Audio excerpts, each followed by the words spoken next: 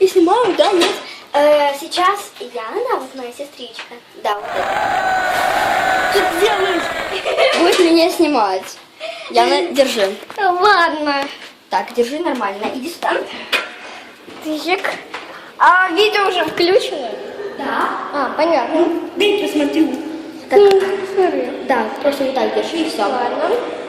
Я иду, знаешь, как я иду к своей мечте. Ребят, как я иду к своей мечте?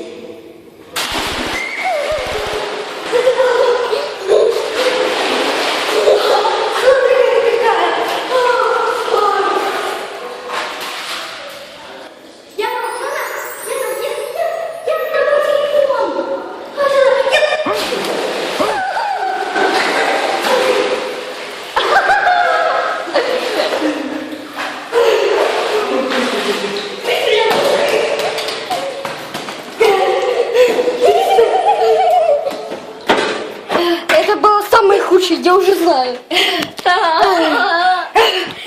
что, Таня? Это было холодно. Это слишком холодно.